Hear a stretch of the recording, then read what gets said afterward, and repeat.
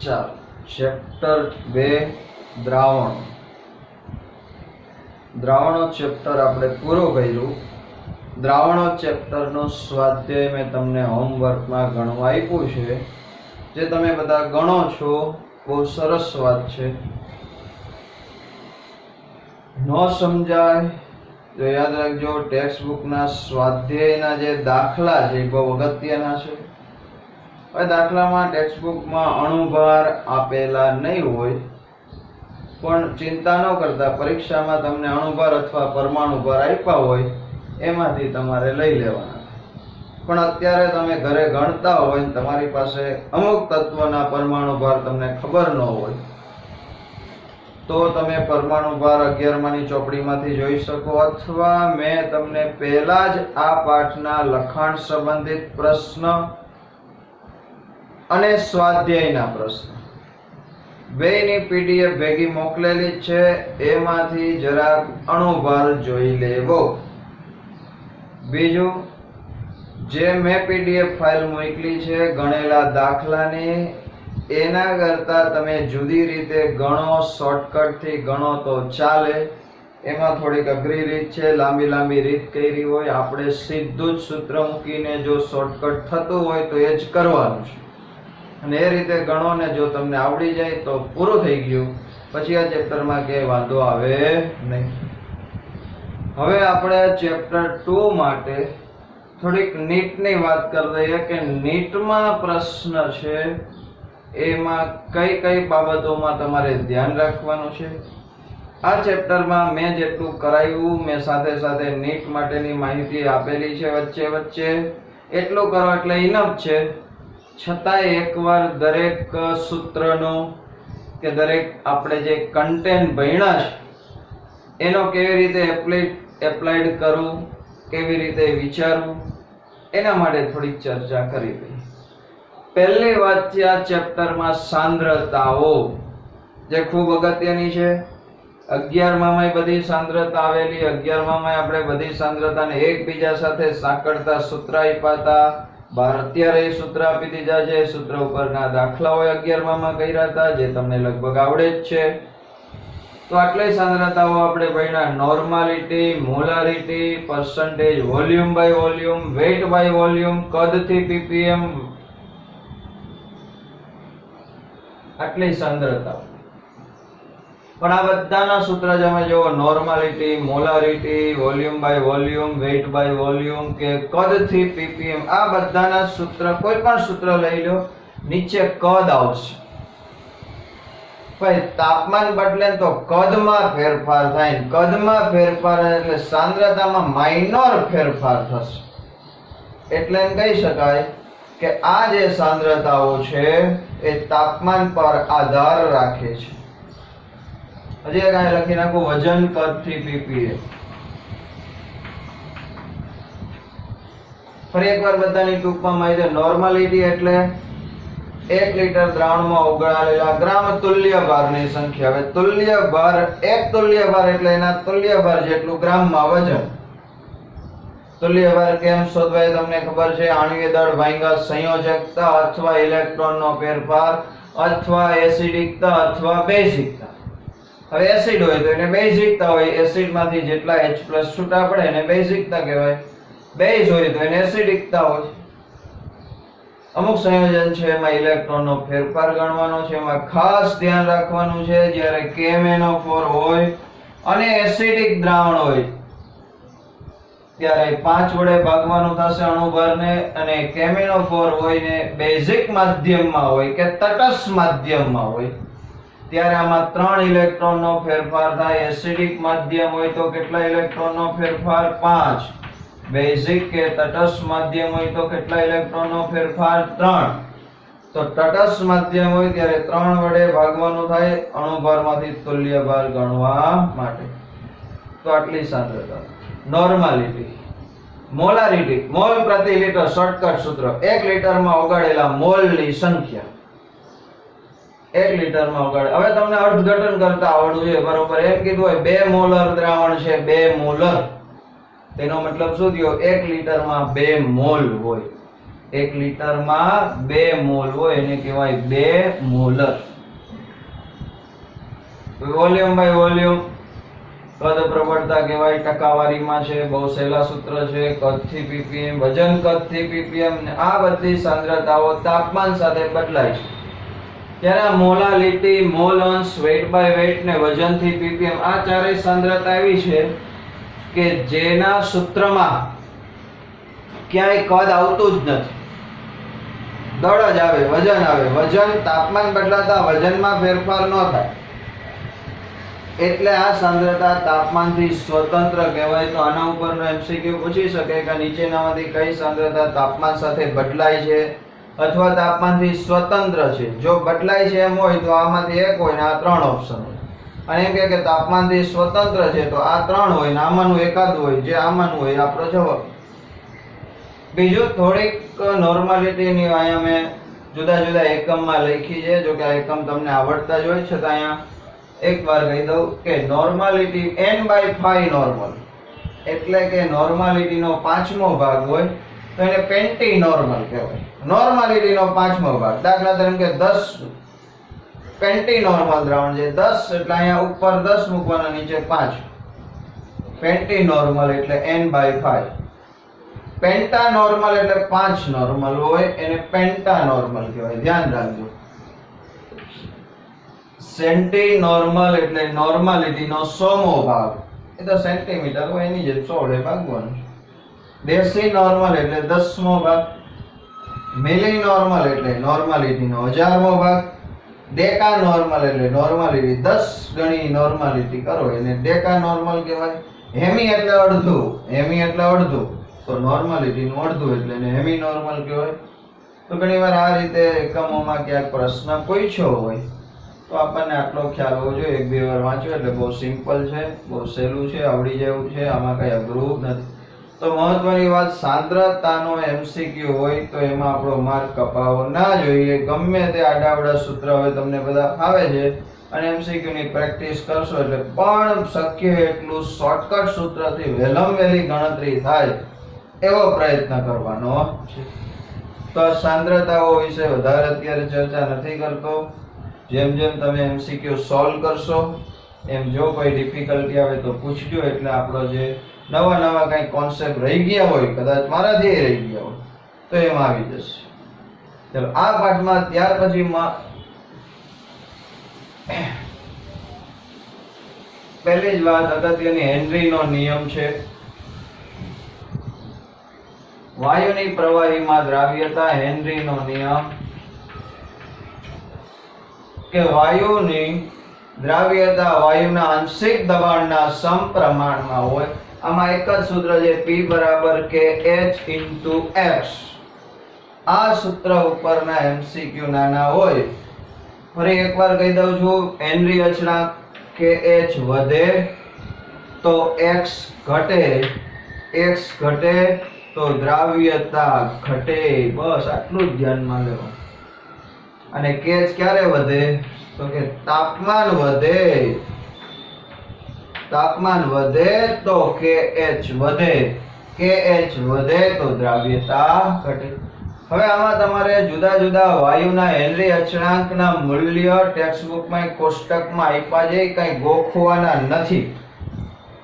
પણ તમને MCQ એ રીતે પૂછી શકે કે કોઈ એક x વાયુ છે એનું 298 કેલ્વિન તાપમાને હેનરી અચળાંક kH નું મૂલ્ય 3 × 10⁻⁵ બાર છે, ધારી લીધું. તો 310 કેલ્વિન તાપમાને હેનરી અચળાંક કેટલો હશે? નીચેનામાંથી કયું મૂલ્ય હોય? આપણે આંકડા આમાં ગણતરી નથી કરવાની કાંઈ, પણ જોઈ લેવાનું 298 કેલ્વિન તાપમાને આ મૂલ્ય છે તો આના કરતા તાપમાન વધ્યું આટલું જોવાનું છે. શું વધ્યું? તાપમાન. તાપમાન વધ્યું તો નીચેના જે 4 ઓપ્શન હોય એ 4 ઓપ્શનમાંથી આપણે ખબર તાપમાન વધે તો હેનરી અચળાંક વધે, તો 4 ઓપ્શનમાંથી આના કરતા જે મૂલ્ય વધારે હોય આપણો જવાબ. તાપમાન વધે તો kH વધવું જોઈએ, અથવા એમ કીધું તાપમાન ઘટાડ્યું હોય તો kH ઘટે, એ આપણો જવાબ. બીજો આના ઉપરનો આલેખ છે સમજવાનો છે. બહુ સિમ્પલ વસ્તુ છે. આંશિક દબાણ P વિરુદ્ધ મોલન્સનો આલેખ છે. આલેખ છે અહીંથી આમ જ નીકળતા હશે. આ ધારો કે વાયુ A નો આલેખ છે, આ વાયુ B નો આલેખ છે, આ વાયુ C નો આલેખ છે. ત્રણ આલેખ છે. દાખલા તરીકે વાયુ A, વાયુ B અને વાયુ C. આવી રીતના એક આલેખ આપ્યો હોય અને એમ પૂછે આમાં A, B અને C વાયુની દ્રાવ્યતા છે એને ચડતા ક્રમમાં ગોઠવો. દ્રાવ્યતાને ચડતા ક્રમમાં ગોઠવવાની. કોની દ્રાવ્યતા? ત્રણમાંથી કયા વાયુની દ્રાવ્યતા વધારે છે? તો ત્રણેયમાં જો ભાઈ દબાણ વધતું જાય એમ મોલન્સ વધતા જાય છે. એટલે કે દરેક વાયુમાં જેમ દબાણ વધારશો એમ મોલન્સ વધે એટલે મોલ વધે, મોલ વધે તો દ્રાવ્યતા વધે, સ્વાભાવિક છે. પણ દરેકમાં કયામાં દ્રાવ્યતા વધારે છે? તો જો આમાં જેમ દબાણ વધારતો જાવ છો મોલન્સ વધે છે, પણ ગમે તે એક જગ્યાએ એક દબાણે અહીંથી આમ લીટો પાડી લેવાનો. આનો અહીંયા મોલન્સ આવ્યા, આટલા આવ્યા, નાના આવ્યા. જોયું? તો વાયુ A ના મોલન્સ આટલા આવ્યા, વાયુ B ના મોલન્સ આટલા અને વાયુ C ના.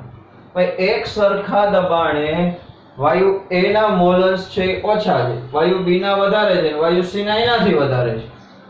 તો ભાઈ સરખા દબાણે જેના મોલન્સ વધારે છે એની દ્રાવ્યતા વધારે છે. તો જે આલેખમાં આમ હોય, ઢાળ ઓછો હોય, ભાઈ ઢાળ ઓછો, હવે તમે કેમ ખબર પડે ઢાળ વધારે છે કહો છો? ભાઈ અહીંથી બેહીને લપસ્યું ખાવાનું.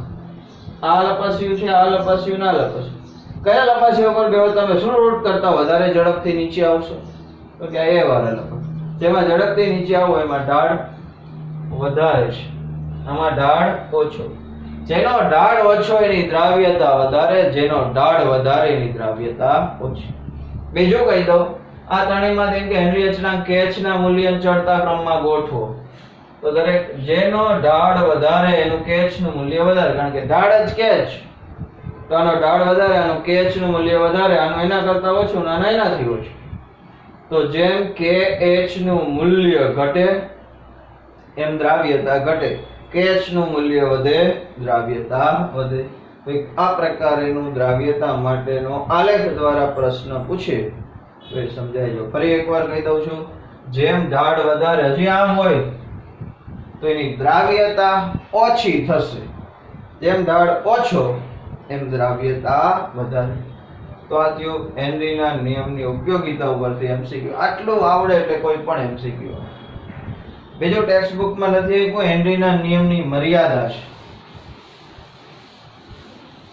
શું છે આ નિયમ? શું કહે છે કે દબાણ વધે એમ દ્રાવ્યતા વધે છે, પણ એની મર્યાદા જૂની ચોપડીમાંથી. આ નિયમ દબાણની અમુક મર્યાદામાં જ લાગુ પડે છે.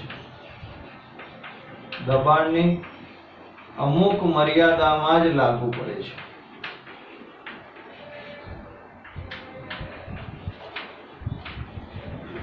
ઊંચા દબાણે વિચલન થાય છે.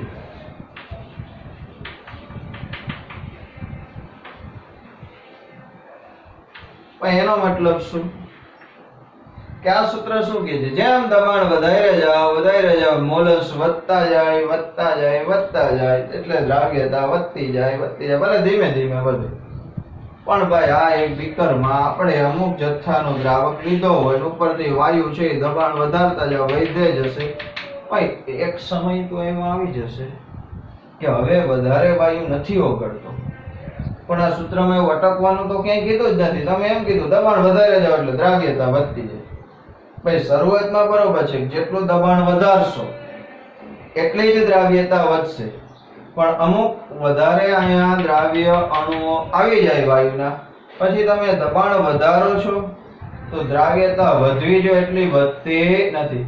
તો અમુક ઊંચા દબાણ પ્રાયોગિક રીતે તમે જે દબાણ દ્રાવ્યતા મેળવો અને આ સૂત્રમાં કિંમત મૂકીને મેળવો, એ બેયમાં જવાબ જુદો હશે.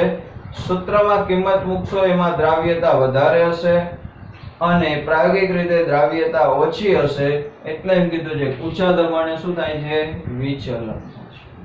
આ નિયમની બીજી મર્યાદા છે કે અહીંયા KH તાપમાનનું પરિબળ છે અને બીજું વાયુનો સ્વભાવનું પરિબળ છે. એટલે કે વાયુના સ્વભાવ પર આધારે. ભાઈ તો દરેક તાપમાને દરેક વાયુ માટે એક સરખું KH નું મૂલ્ય રહેતું નથી. ભાઈ તાપમાન બદલી જાય તો KH નું મૂલ્ય બદલી જશે, KH નું મૂલ્ય બદલી જશે તો દ્રાવ્યતા બદલી જશે. આ એક મર્યાદા છે. ત્રીજો,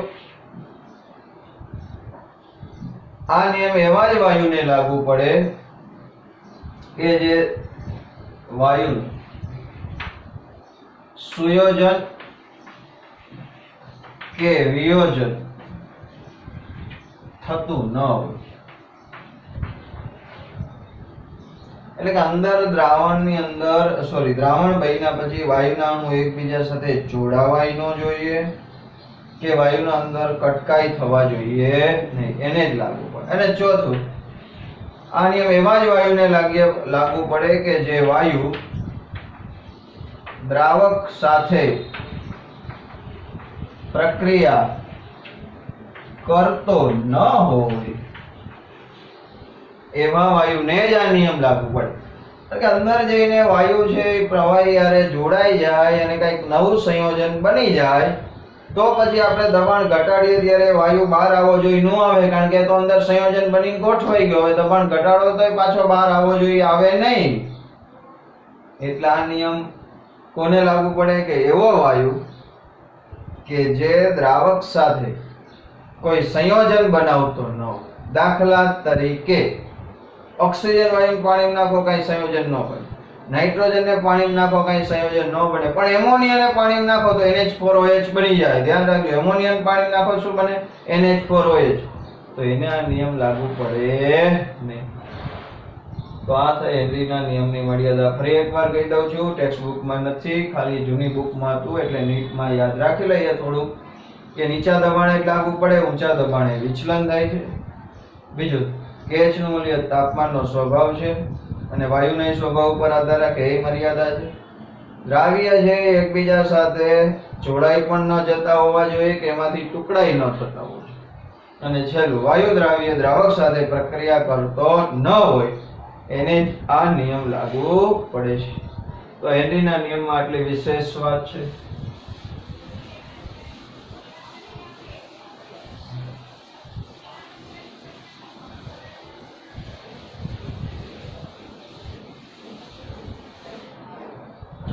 ત્યાર પછી રાઉલ્ટના નિયમ આવશે.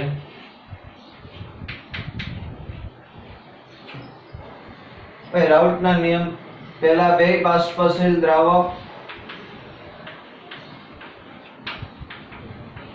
અને બાષ્પશીલ દ્રાવ્ય, એટલે કે દ્રાવક અને દ્રાવ્ય બે બાષ્પશીલ છે, એટલે કે બે પ્રવાહી છે, બેયની બાષ્પ બને છે. એના માટે આપણે સૂત્ર તાર્યું હતું, ગમે તે એક સૂત્ર યાદ રાખો એટલે ચાલે. P કુલ બરાબર P1 વત્તા P2. P1 એટલે P10 into x1 વત્તા P20 into x2. પછી ઓલા x1 ની જગ્યાએ x2 1 x2 મૂકો ને બે સૂત્ર બને. ત્રણ સૂત્ર જે ગમે તે સૂત્ર મૂકીને સીધો દાખલો ગણી શકાય. પણ મહત્વનું છે આ સૂત્ર આના માટેનો જે આલેખ હતો, આલેખ ફરીથી એકવાર સમજી લેજો.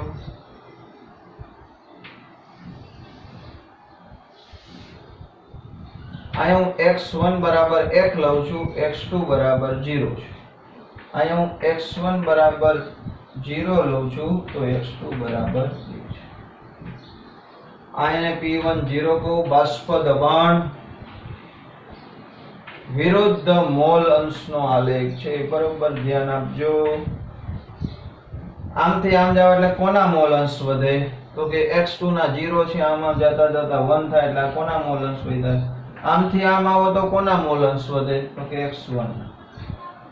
અહીંયા P2 0, P1 0 કરતા P2 0 ઊંચું રાખ્યું, જેનો મતલબ કે P1 0 એટલે કે x ઘટક 1 વધુ બાષ્પશીલ છે, ઘટક 2 છે ઓછો બાષ્પશીલ છે. હવે આના આલેખામાં હતા,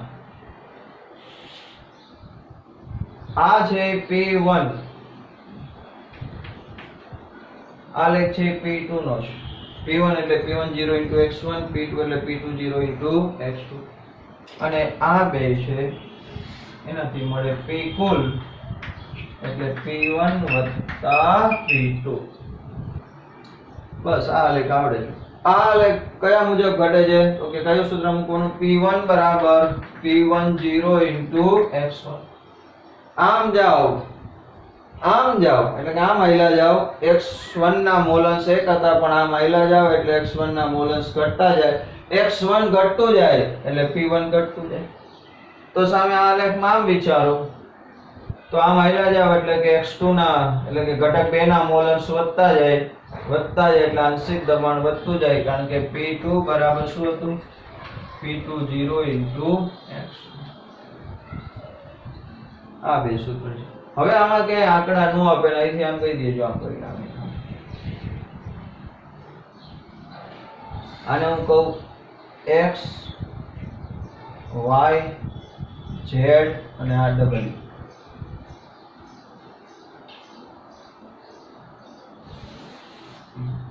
x y z આ બિંદુ શું છે x આ બિંદુ પર. તો આનો પછી p કુલ સંજ્ઞા સ્વરૂપે લખવું હોય તો p કુલ બરાબર p1 વત્તા p2. ભાઈ p1 કેટલું થાય તો કઈ ત્યાં નથી આ x થી y જેટલું એ p1 નું આલેખ છે એટલે આ સૂત્ર મૂકજો p1 વત્તા p2. p1 કેટલું xy p2 કેટલું તો કે x થી z. અહીંયા p2 દબાણ છે તો આ ઊંચાઈ લઈ લો xz અને આ p કુલ એટલે xw. તો શું થઈ ગયું xw બરાબર xy વત્તા zx. આવી કોઈ પણ સંજ્ઞા હોય એના ઉપરનો MCQ એકવાર નીટમાં પૂછાઈ ગયો છે. આવી સંજ્ઞાઓ આવી. હવે અહીંથી દાખલા તરીકે હું અહીંયા a રાખી દઉં અને અહીંયા b રાખી દઉં તો x એ કોના મોલન્સ થાય વિચારો. x એ કોના મોલન્સ થાય x એ કોના મોલન્સ થાય આટલેથી આટલા કોના મોલ. તો કે જો અહીંયા x2 ના 0 છે અહીંથી આમ પહોંચો એટલે x2 ના વધતા જાય તો x એ x2 ના મોલન્સ થાય અને xb કોના મોલન્સ થાય અહીંથી આટલા. તો કે x1 ના અહીંયા 0 છે આમ આવો એટલે અહીંયા સુધી પહોંચે એટલે આ કોના મોલન્સ થયા x1. બેનો સરવાળો તો એક જ થાય. તો એ મુજબનો આલે MC આમાં મૂકવાની કિંમત થાય આમાં કોઈ આલે ઘણી વાર આ ન હોય તો અહીંયા હું સંજ્ઞા મૂકી દઉં s અહીંયા સંજ્ઞા મૂકી દઉં t. તો આનો બધી સંજ્ઞા સ્વરૂપે આ p10 લખવો લ્યો ચાલો p કુલ xw p10 એટલે આ રહ્યું p10 તો s into x1. ભાઈ x1 એટલે કેટલું મેં તમને પહેલા જ કીધું x1 આ બાજુથી આમ નહીં જોવાનું અહીંથી આમ જોવાનું. તો કેટલું થયું 2 અહીંયા હું એક સંજ્ઞા મૂકી દઉં p તો સોરી x તો છે તો bx વત્તા p20 bt x2 અહીંથી તો ax. તો ગમે આડાવડા સંજ્ઞાઓ લખી હોય તો એના ઉપરથી તમને ખબર પડી જાવી જોઈએ. ફરી એકવાર કહી દઉં છું અહીંયા x1 1 હોય તો અહીંથી આટલા જ્યાં બિંદુ વચ્ચે કર્યું હોય ત્યાં સુધીના મોલ કોના થશે ઘટક 2 ના. અને આ બાજુથી જોઈ લો કે x1 બરાબર 0 છે તો આટલા મોલ કોના થાય ઘટક 1. અહીંયા જે દબાણ હોય આ સંજ્ઞા એ અહીંયા જેના મોલન્સ 1 હોય એનું શુદ્ધ સ્વરૂપનું દબાણ, અહીંયા જેના મોલન્સ 1 હોય એનું આ દબાણ જેને. ફરી એકવાર કહેવાનું છે કે દ્રાવણનું કુલ દબાણ એ જેનું શુદ્ધનું દબાણ જે હોય એના કરતા વધારે હોય અને જેનું વધારે હોય એના કરતા ઓછું હોય. આનાથી નીચે નો આવે આનાથી ઉપર નો જાય. એટલે આપણા દાખલાનો જવાબ સાચો છે ખોટો એ P1 અને P2 P10 શુદ્ધ ઘટક એનું બાષ્પ દબાણ ને P20 એટલે શુદ્ધ ઘટક બેનું બાષ્પ દબાણ એ બેમાં જેનું વધારે છે એના કરતા દ્રાવણનું કુલ દબાણ ઓછું હોય અને જેનું બાષ્પ દબાણ ઓછું છે એના કરતા કુલ દબાણ વધારે હોય. તો આ એક અગત્યનો આલેખ છે. હવે આદર્શ દ્રાવણ, બિન આદર્શ દ્રાવણ. ફરી એકવાર, એટલે બહુ સહેલું છે. આદર્શ દ્રાવણ, બિન આદર્શ દ્રાવણ. ભાઈ આદર્શ દ્રાવણ કોને કહેવાય? તો કે જે રાઉલ્ટના નિયમનું પાલન કરે.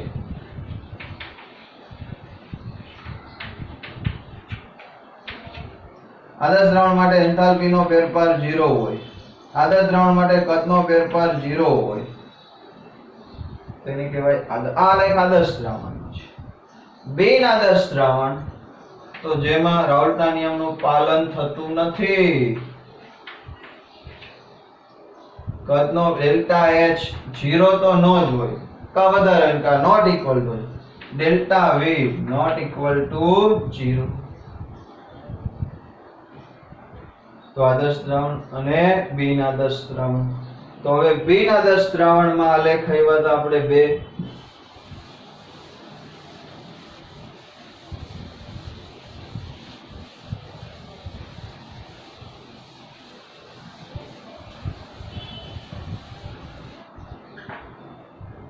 બિન આદર્શ દ્રાવણ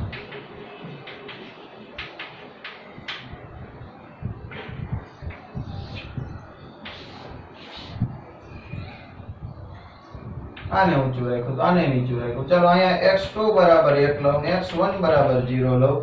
આડું અવળું ગમે એમ લઈએ. x1 બરાબર 1 અને x2 બરાબર 0. આદર્શ પરિસ્થિતિ હોત તો આ રીતે આલેખ આવે. આદર્શ પરિસ્થિતિ હોત તો ની વાત છે. ડોટેડ લાઈન આદર્શ પરિસ્થિતિ. પણ બિન આદર્શ દ્રાવણ એમાં બે પ્રકારનું વિચલન, ધન વિચલન અને બીજું ઋણ વિચલન. ધન વિચલન એટલે શું? તો કે આલેખ હોવા જોઈએ એના કરતા બધા ઉપર જવા દેવાના. ઉપર બાજુના વળાંક આવે, ઉપર બાજુના વળાંક એને કયું વિચલન કહેવાનું? ધન વિચલન. બરોબર સમજો. કેમ? તો કે બાષ્પ બનવી જોઈએ એના કરતા વધારે બને. ક્યારે વધારે બને? તો કે પહેલી વાર ડેલ્ટા H ગ્રેટર ધેન 0 હોય ધન વિચલન માટે, delta V greater than 0, A અને B વચ્ચેનું આકર્ષણ હોય એના કરતા AB આકર્ષણ બળ ઓછું હોય. કેવું હોય? ઓછું. એટલે કદ થોડુંક વધે. કદ વધે એટલે ઝડપથી બાષ્પ બને. ઝડપથી બાષ્પ બને બાષ્પ દબાણ હોવું જોઈએ એના કરતા થોડુંક વધારે આવે. એને કેવું વિચલન કહેવાય? ધન વિચલન. ઋણ વિચલનમાં આમાં સમજાવી દઉં છું. ઋણ વિચલનમાં આલેખ નીચેની તરફ જશે. બધા આલેખ નીચેની તરફ જાય. ધનમાં ઉપર તરફ ગયા હતા, ઋણમાં નીચે તરફ વક્ર વળે. તો ઋણ વિચલન માટે ડેલ્ટા H લેસ ધેન 0 હોય, ડેલ્ટા V લેસ ધેન 0 હોય, A અને B કરતા નવું આકર્ષણ બળ AB વધુ હોય તો બાષ્પ ઓછી બને. બાષ્પ ઓછી બને એટલે બાષ્પ દબાણ ઓછું રહેશે. તો આને કહેવાય ઋણ વિચલન અને ધન વિચલન. એના ઉદાહરણ જે ટેક્સ્ટ બુકમાં જેટલા યાદ રાખો એટલે ઇનફ. બહુ વધારે યાદ રાખવાની જરૂર નથી. ચાલો ત્યાર પછી મહત્વની વાત એઝિયોટ્રોપિક મિશ્રણ. એઝિયોટ્રોપિક મિશ્રણ એવું બે ઘટક અથવા બે પ્રવાહીનું ચોક્કસ પ્રમાણમાં બનેલું મિશ્રણ કે બે ઘટક હોવા છતાં એક જ તાપમાને ઉકળે છે. એક જ તાપમાને ઉકળે એને કહેવાય એઝિયોટ્રોપિક મિશ્રણ. એક જ તાપમાને ઉકળે છે. બે પદાર્થ હોય તો સામાન્ય રીતે બે જુદા જુદા તાપમાને બાષ્પ બનવી જોઈએ, પણ યોગ્ય પ્રમાણમાં બનેલું મિશ્રણ હોય તો એક જ તાપમાને. એને કહેવાય એઝિયોટ્રોપિક મિશ્રણ. મહત્તમ ઉત્કલન એઝિયોટ્રોપ અને ન્યૂનતમ ઉત્કલન એઝિયોટ્રોપ. ઉત્કલન બિંદુ હોવું જોઈએ એના કરતા ઓછું એને ન્યૂનતમ કહેવાય, હોવું જોઈએ એના કરતા વધારે એને મહત્તમ. હોવું જોઈએ એના કરતા ઓછું ક્યારે આવે? તો કે જ્યારે રાઉલ્ટના નિયમથી મહત્તમ ધન વિચલન હોય. યાદ રાખજો, ન્યૂનતમ માટે ધન વિચલન, મહત્તમ માટે ઋણ વિચલન. યાદ રાખજો, ન્યૂનતમ વાળા માટે ધન વિચલન, મહત્તમ વાળા માટે ઋણ વિચલન. તો કે જે દ્રાવણ રાઉલ્ટના નિયમથી વધારે ધન વિચલન ધરાવતું હોય એનું ઉત્કલન બિંદુ હોવું જોઈએ એના કરતા ઓછું હોય, કારણ કે વધુ બાષ્પ બની જાય છે. ઝડપથી એક બાર દબાણ આવી જાય એટલે ઉત્કલન બિંદુ આવી ગયું. અને જે રાઉટના નિયમથી વધુ ઋણ વિચલન ધરાવતું હોય, વધુ પાછું ઋણ વિચલન, તો એને એક વાતાવરણ દબાણે પહોંચાડવા માટે વધારે ગરમ કરવું પડશે, એટલે એને કહેવાય મહત્તમ ઉત્કલન એઝિયોટ્રોપ. તો આ થયું.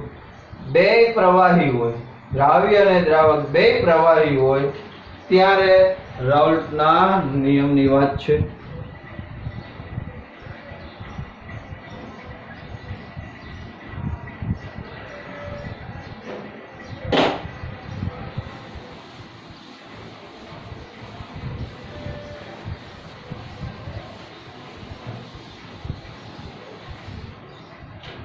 ત્યાર પછી દ્રાવ્ય ઘન હોય અને દ્રાવક પ્રવાહી હોય ત્યારે રાઉલ્ટનો નિયમ, કોનો નિયમ? રાઉલ્ટનો. દ્રાવ્ય ઘન પણ કેવું? અબાષ્પશીલ. અને દ્રાવક પ્રવાહી પણ કેવું? બાષ્પશીલ. એટલે કે દ્રાવણમાં ખાંડ નાખી હોય, ગ્લુકોઝ નાખ્યું હોય, એવું નાખ્યું જેની બાષ્પ ન બનતી હોય ત્યારે રાઉલ્ટનો. તો કે શુદ્ધ દ્રાવક કરતા એમાંથી બનેલા દ્રાવણનું બાષ્પ દબાણ ઘટે છે. એ બાષ્પ દબાણમાં થતો સાપેક્ષ ઘટાડો દ્રાવ્યના મોલ અંશ જેટલો હોય છે. આ એક સૂત્ર છે P10. આ એક જ સૂત્ર સિમ્પલ. P1 એટલે અહીંયા ભૂલ થઈ ગઈ. P10 માઈનસ P1 છેદમાં P10 બરાબર N2 છેદમાં N2 વત્તા N1. ક્યારે થાય? P10 એટલે શુદ્ધ દ્રાવકનું બાષ્પ દબાણ, P1 એટલે દ્રાવણનું બાષ્પ દબાણ, P10. સમજો, સાપેક્ષ ઘટાડો કે એટલે આટલાને કેવો ઘટાડો કહેવાય? સાપેક્ષ ઘટાડો. આખું હોય ને ખાલી ઘટાડો કયો તો આટલું જ. P10 માઈનસ P1 એને હું ડેલ્ટા P1 ડેલ્ટા P લખી નાખું.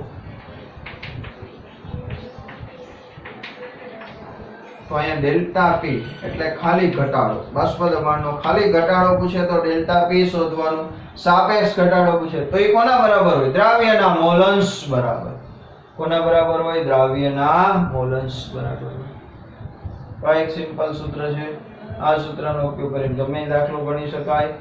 સમજો, ઘણીવાર તમને શુદ્ધ દ્રાવક પાણી આપ્યું હોય તો એનું બાષ્પ દબાણ નહીં આપે, પણ એમ કીધું હોય રકમમાં કે 100 સેલ્સિયસ તાપમાન છે. 100 સેલ્સિયસ તાપમાને પાણીનું ઉત્કલન બિંદુ છે. પાણીના ઉત્કલન બિંદુ એનું દબાણ કેટલું લઈ લેવાનું? 1 વાતાવરણ.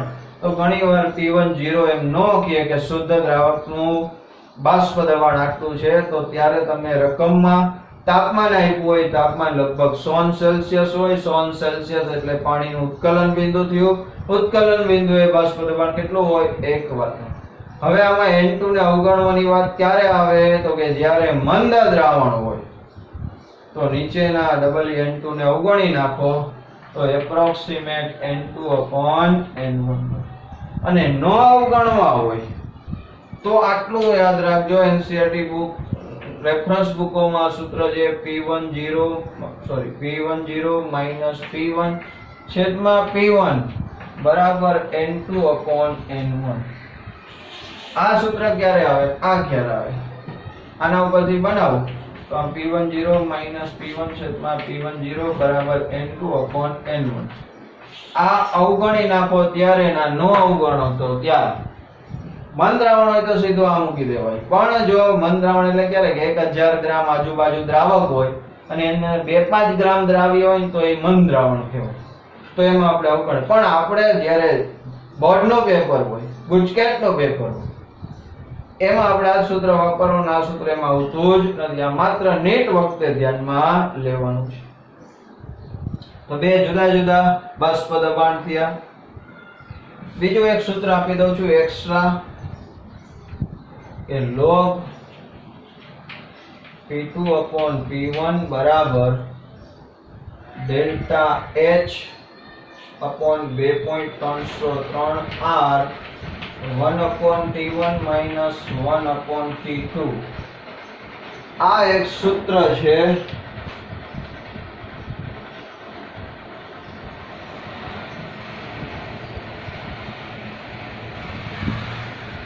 અહીંયા T1 પહેલું ઉત્કલન બિંદુ ત્યારનું દબાણ, T1 T2 એટલે બીજું તાપમાન અથવા બીજું ઉત્કલન બિંદુ ત્યારનું બાષ્પ દબાણ, P2 છે, ડેલ્ટા H એટલે અહીંયા ડેલ્ટા H વેપોરાઇઝેશન લખું, બાષ્પીયન એન્થાલ્પી કિલોજૂલ પ્રતિ મોલ અથવા કિલો.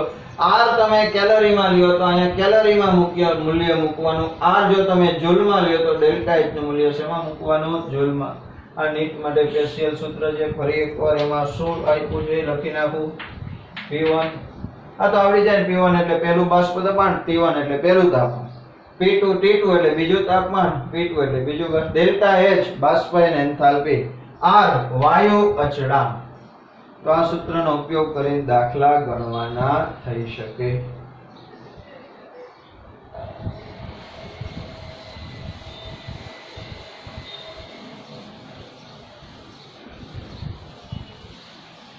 ત્યાર પછી ઉત્કલન બિંદુમાં ઉન્નયન ડેલ્ટા ટીબી. ડેલ્ટા ટીબી નું સૂત્ર યાદ રાખવાનું, TB minus TB 0. Delta TB વાળું બીજું સૂત્ર હતું ડેલ્ટા ટીબી બરાબર કેબી ઇન્ટુ મોલાલિટી. તો ડેલ્ટા ટીબી બરાબર કેબી મોલાલિટી એટલે 1000 ગુણ્યા દ્રાવ્યનું વજન છેદમાં આણ્વીય દળ ગુણ્યા દ્રાવકનું વજન. આ એક સૂત્ર. આવું નવ ડેલ્ટા ટીબી ટીએફ બરાબર ઠાર બિંદુમાં ઉન્નયન ડેલ્ટા ટીએફ 0 માઈનસ ટીએફ થશે. તો આના કરતા આમાં ઉલટું આવશે, યાદ રાખજો. બીજું ડેલ્ટા ટીએફ બરાબર કેએફ ઇન્ટુ મોલાલિટી. તો ડેલ્ટા ટીએફ બરાબર કેએફ ઇન્ટુ 1000 ગુણ્યા દ્રાવ્યનું વજન છેદમાં આણ્વીય દળ ગુણ્યા દ્રાવકનું વજન. આ બે સૂત્ર ઉપરથી મેં તમને એક સૂત્ર બનાવીને આગળ લખાયું છે, ડેલ્ટા ટીબી ના છેદમાં ડેલ્ટા ટીએફ બરાબર કેવી ના છેદમાં કેએફ. આ સૂત્રનો ઉપયોગ કરી દાખલા. પાણી માટે યાદ રાખી લેવાનું, પાણી માટે કેબી છે 0.52 અને કેએફ છે 1.86. એકમ ગમે તે ચાલે, કેલ્વિન માં સેલ્સિયસ. પાણી માટે આ છે, દ્રાવક પાણી હોય ત્યારે. બીજું કેબી નું એક સૂત્ર એક્સ્ટ્રા હતું, કેબી બરાબર R ઇન્ટુ M1 એટલે દ્રાવકનો અણુભાર ગુણ્યા TB0 square upon 1000 into delta H વેપોરાઇઝેશન. આ સૂત્ર છે એને આમ પણ લખી શકાય, R into TB0 square upon 1000 ગુણ્યા LV. અહીંયા ડેલ્ટા H વેપોરાઇઝેશન જે બાષ્પીયન એન્થાલ્પી છે, પણ આનો એકમ છે જૂલ કે કેલરી. R જેમાં લ્યો પણ ડેલ્ટા H છે ને પ્રતિ મોલ આવે. મોલ ને આણ્વીય દળને ભાગી નાખો એટલે અહીંયા આ એકમ LV છે એ બાષ્પીયન એન્થાલ્પી છે, પણ એનો એકમ છે પ્રતિ ગ્રામ. અણુભાર વડે ભાગી નાખો એટલે આ કિલો જૂલ પ્રતિ મોલ કે કિલો કેલરી પ્રતિ મોલ હોય, જ્યારે LV એટલે કિલો જૂલ કે કિલો કેલરી પર ગ્રામ છે. આવા જ બે સૂત્ર TF ના બની જાય. સોરી, KF બરાબર R into M1 TF0 square upon 1000 into delta H fusion ગલન એન્થાલ્પી. આ આવે એટલે એના એકમ કયો લેવાનો? પર મોલ. અહીંયા ભેગું જ લખી નાખ્યું છે પ્રતિ મોલ.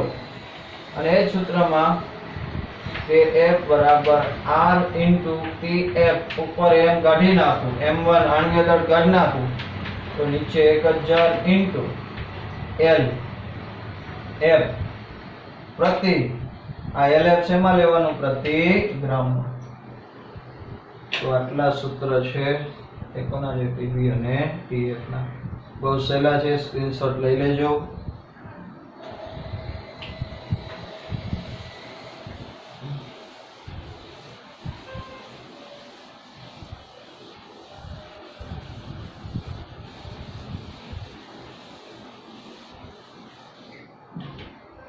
ત્યાર પછી અભિસરણ દબાણ પાઈ બરાબર CRT સૂત્ર લેવાનું, અથવા પાઈ બરાબર WRT upon MV લેવાનું, અથવા પાઈ બરાબર NRT upon V લેવાનું. તમે તે સૂત્ર વાપરી શકાય. પણ આને આમ લખી શકાય પાઈ 1 v1 વત્તા પાઈ 2 v2 બરાબર પાઈ 3 v1 વત્તા v2. અભિસરણ દબાણ સરખા હોય તો આવા બે સૂત્ર હોય કે આવા બે સૂત્ર હોય કે આવા બે સૂત્ર એને એકબીજા સાથે સરખાવી શકાય. અભિસરણ દબાણમાં બહુ વધારે આટલું જ મહત્વનું. છેલ્લી મહત્વની વાત કરવી છે આપણે. અભિસરણ દબાણનું એક એક્સ્ટ્રા સૂત્ર આપી દઉં છું, લખી લેજો. પાઈ બરાબર p0 માઈનસ p છેદમાં p0 એટલે કે p10 p1 p1. આ બનાવેલું સૂત્ર છે dRT/n સોરી dRT/n.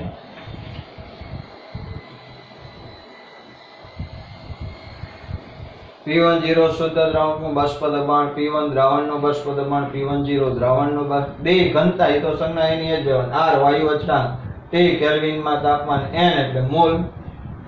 તો આ એક સૂત્ર છે અભિસરણ દબાણ માટેનું. આ બે ભેગા કરીને બનાવેલું છે, તમારે યાદ રાખી લેવું. બરાબર, ચલો એકવાર આ સૂત્ર લખી લેજો.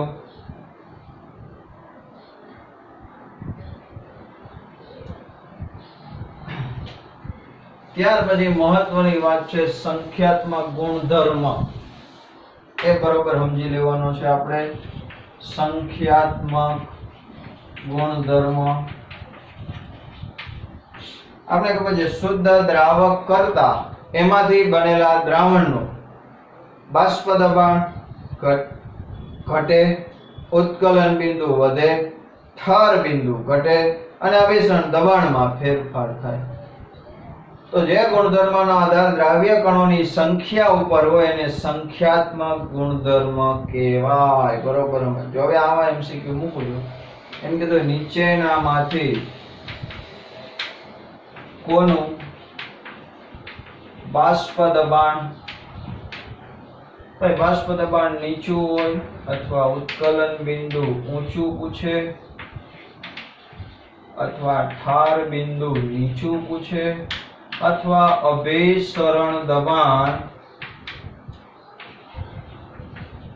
વધુ. આ ત્રણ બાષ્પ દબાણ જેનું નીચું એનું ઉત્કલન બિંદુ ઊંચું, એનું ઠાર બિંદુ નીચું, એનું અભિસરણ દબાણ વધુ હશે. આવો પ્રશ્ન. આયા ચાર માંથી ગમે એ બદલાઈ શકે. હું જુદા જુદા ઓપ્શન મૂકીને સમજાવું છું. પહેલો ઓપ્શન, પહેલી વાર એમ કરો 1 મોલર યુરિયા. બીજો ઓપ્શન 1 મોલર NaCl. ત્રીજો ઓપ્શન 1 મોલર BaCl2 અને D 1 મોલર ખાંડ. ભાઈ જો પહેલી વાત આવા કોઈ પણ એમસીક્યુ હોય બધાની મોલાલિટી છે સરખી હોય. જો બધાની મોલાલિટી આ મેં સરખી રહી. ભાઈ મોલાલિટી સરખી હોય ત્યારે સંખ્યા કણોની ગણવાની. બધાના 1 મોલ જ છે. જો તો આના કણ છૂટા ન પડે. એક આમાં કેટલા ઇંચ છૂટા પડે? 2. આમાં કેટલા ઇંચ છૂટા પડે? 3. એક Ba2+ ને 2 Cl-. આમાં છૂટા ન પડે. તો સૌથી જાજા કણો કોના થયા? આમાં કુલ કણ 1 મોલ થશે. આમાં 2 એકા 2 મોલ થશે. આમાં 3 એકા 3 મોલ થશે. આમાં 1 મોલ. તો સૌથી વધારે મોલ કોના થયા? તો કે BaCl2. BaCl2 ના મોલ વધારે થયા, કણો વધુ થયા. કણ વધુ થયા તો એનું બાષ્પ દબાણ નીચું, ઉત્કલન બિંદુ ઊંચું, ઠાર બિંદુ નીચું અને એનું અભિસરણ દબાણ વધારે. તો આવો ઓપ્શન. હવે હું આ પ્રશ્ન એનો એ જ રાખું છું, ઓપ્શન બદલું છું. આમ નામ કીધું હોય 2 molar glucose B, 0.5 molar KCl C, 3 molar sucrose અને D 0.1 મોલર AlCl. ચલો બધાની આવતે મોલાલિટી જુદી છે. આની મોલાલિટી 2, આની મોલાલિટી 0.5, આની 3 છે, આની 1 છે. હવે જોવાનું આમાં કેટલા ઇંચ છૂટા પડે? 1. તો 2 એકા 2. 0.5 આમાં કેટલા ઇંચ છૂટા પડે? 2. 0.5 × 2 એટલે 1. સુક્રોઝમાં આયન છૂટા ન પડે તો 3 એકુ 3. આમાં કેટલા આયન ગણવાના? 4. તો 4 એકુ 4. કયાના મોલ સૌથી વધારે આવ્યા? આના 2 મોલ. કણોની સંખ્યા 2 મોલ. આની 1 મોલ, આની 3 મોલ, આની 4 મોલ. તો કણોની સંખ્યાની વધારે આવી એટલે એનું જેની ઓછી આવે એનું બધું નીચું. આના કરતા ઊંધું થઈ જાય. ઓપ્શન બદલું છે ત્રીજી પર. મોલ આપ્યા હોય, મોલારિટી આપી હોય ત્યારે તમારે સીધું શું કરવાનું? મોલારિટી હરખી હોય તો ડાયરેક્ટ કણોની સંખ્યા જોઈ લેવાની, એટલે કે આયનોની સંખ્યા. મોલારિટી જુદી હોય તો મોલારિટી ગુણ્યા આયનની સંખ્યા કરી લેવાની. જેનો જવાબ મોટો આવે એનું બાષ્પ દબાણ નીચું, ઉત્કલન બિંદુ ઊંચું, ઠાર બિંદુ નીચું અને અભિસરણ દબાણ વધારે. ત્યાર પછી હવે ટકાવારીમાં ઈ પડશે. આમ કીધું હોય 1% urea, B option. 1% glucose, C option. 1% ખાંડનું દ્રાવણ અને ડી ઓપ્શન 1% ફ્રુક્ટોઝનું દ્રાવણ. પણ ટકાવારી આપી છે, ડાયરેક્ટ મોલ આપ્યા નથી. તો તમારે ઝડપથી કેમ ગણવું? તો કે યુરિયાનો અણુભાર કેટલો? 60, ગ્લુકોઝનો અણુભાર 180, ખાંડનો અણુભાર 342, ફ્રુક્ટોઝનો અણુભાર 180. ટકા આપ્યા હોય, ટકા, તો તમારે મોલ ગણવા હોય તો ટકા એટલે દળ છે. તો આની અંદર 1 ગ્રામ 100 ગ્રામ દ્રાવણ હશે, એમાં 1 ગ્રામ યુરિયામાં 1 ગ્રામ ગ્લુકોઝ, આમાં 1 ગ્રામ બધાના ટકા હરખા છે તો સીધું ટકા ભાંગ્યા 60 અણુભાર કરી લેવાનો. ટકા ભાંગ્યા અણુભાર. ટકા કેટલા છે? 1 ભાંગ્યા 100. અહીંયા 1 ભાંગ્યા 342, અહીંયા 1 ભાંગ્યા 180. કોનો જવાબ મોટો આવે? તો કે જેનો અણુભાર ઓછો એનો જવાબ મોટો. જેનો જવાબ મોટો એના કણોની સંખ્યા વધારે, કણોની સંખ્યા વધારે એનો બધા ફેરફાર મોટા. તો આમાં જવાબ કયો આવશે? જો ભાઈ સીધી જ વાત છે. ટકા આપ્યો હોય ત્યારે ઝડપથી ગણવા માટે શું કરવાનું? ટકા ભાંગ્યા શું કરી લેવાનું? અણુભાર. અહીંયા ટકા મેં હરખા આપ્યા. ટકા જુદા હોય તો 2 હોય તો જેટલા ટકાવારી હોય એટલા વડે ગણવાનું. દાખલા તરીકે અહીંયા હું 2% કરું તો 2 ભાંગ્યા 180 તોય 90, 1 ભાંગ્યા 60, 2 ભાંગ્યા 180. ટકા જેટલા હોય એના વડે ભાગી. સમજાય છે? આમાં હજી એક ઓપ્શન મૂકું. હવે પાછો ઓપ્શન બદલાવું છું. આમ આપ્યું હોય 2% ગ્લુકોઝ, બી 1% યુરિયા, સી 1% કેલ્શિયમ અને ડી 3% ખાંડ. તો આમાંથી કોનું બાષ્પ દબાણ સૌથી નીચું એ શોધવું. જો હવે ટકા તો છે જ પણ જુદા જુદા છે. પણ આમાં એક આયન છૂટો નથી પડતો, આમાં એક આયન છૂટો નથી પણ અહીંયા ધ્યાન રાખવું પડે કેટલા આયન છૂટા પડશે? 2. આમાં એક. તો જો ભાઈ ટકા આપ્યા હોય અને આયન છૂટો પડે એવું હોય તો ટકા ભાંગ્યા અણુભાર તો કરવાનો છે. ટકા ભાંગ્યા અણુભાર, આનો અણુભાર કેટલો છે? 180. આનો ટકા ભાંગ્યા અણુભાર 60. આના ટકા ભાંગ્યા અણુભાર KCl નો અણુભાર 74.5. અણુભાર કર્યા પછી એમાંથી કેટલા આયન છૂટા પડે છે? 2. તો આને 2 વડે ગુણવાનું અને આ 3 ભાંગ્યા ખાંડનો અણુભાર 342. ચલો કયો જવાબ મોટો થશે? અંદાજ આવી જશે. 2 ભાંગ્યા 180 એટલે કેટલા થાય? તો કે 1 ભાંગ્યા 90 થયું, આ 1 ભાંગ્યા 60 થયું, અહીંયા 2 ભાંગ્યા 74.5 થયું, 3 ભાંગ્યા. તો કયો જવાબ સૌથી મોટો આવે? તો કે આ તો નાનો જવાબ થઈ ગયો, અંશ મોટો છે. આનો અંશ મોટો એટલે આ બે જવાબ તો નહીં જ આવે. સમજો 1 ભાંગ્યા 60 અને 2 ભાંગ્યા 74.5. તો આમાં સૌથી મોટો જવાબ આવશે એટલે આપણો ઓપ્શન સી જવાબ થશે. તો ફરી એકવાર કહી દઉં છું, બહુ જ અગત્યનું છે કે કોનું બાષ્પ દબાણ નીચે. હવે આના કરતા ઊંચું હોય તો જવાબ નાના ગોતવાના. જો બધાના મોલાલિટી સરખી હોય ત્યારે શું જોવાનું? ડાયરેક્ટ આયનની સંખ્યા. મોલાલિટી જુદી જુદી હોય તો મોલાલિટી ગુણ્યા આયનની સંખ્યા કરો. ટકાવારી હરખી હોય કે જુદી હોય, ટકા જે હોય એને ભાંગા અણુભાર કરીને જોવાનું, અને ટકા હોય ને આયન છૂટા પડતા હોય તો ટકા ભાંગા અણુભાર ગુણ્યા શું કરવાનું, આયનની સંખ્યા. આ રીતે જોવો એટલે કોઈ પણ એમસીક્યુ આવડી જાય. છેલ્લી વાત છે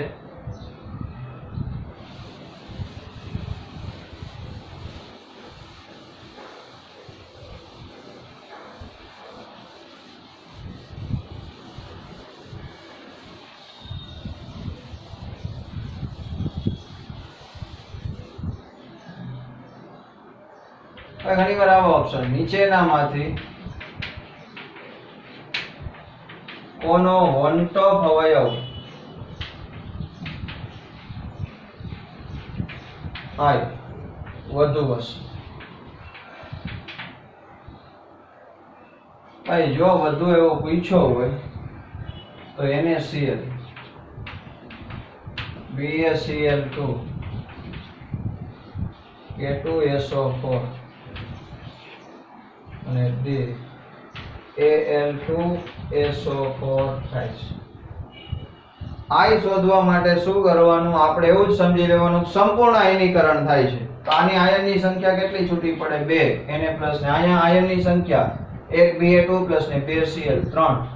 અહીંયા આયનની સંખ્યા તો કે 1 K પ્લસ 2 અને 2 K પ્લસ અને 1 SO4 2 માઈનસ. આયનની સંખ્યા કેટલી થઈ, 3. અહીંયા 2 Al3 પ્લસ અને 3 SO4 2 માઈનસ, તો આયનની સંખ્યા કેટલી થઈ, 5. તો આનો આ 100% આયનીકરણ થાય તો 2 ગણાય, આનો 3 ગણાય, આનોય 3 ગણાય, આનો 5. સૌથી વધુ કોણ? પછી આ ઓપ્શનમાં એવું પૂછે કે નીચેનામાંથી કોનો વન ટોપ અવયવ આય, કોનો આય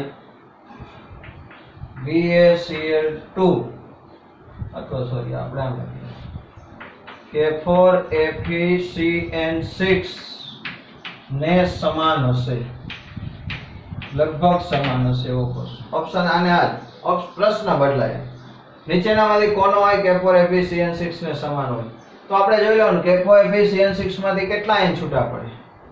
ભાઈ K4FeCN6 હોય, આ મોટી પેટી કોઈ દી તોડવાની નહીં, એનો એક આયન જ ગણવાનો, અને 4K પ્લસ ને એક આખી મોટી પેટી FeCN6 માઈનસ, આ મોટો સંકીર્ણ આયન કહેવાય, પણ એક અને આ 4 કુલ કેટલા આયન થયા, 5 આયન થયા.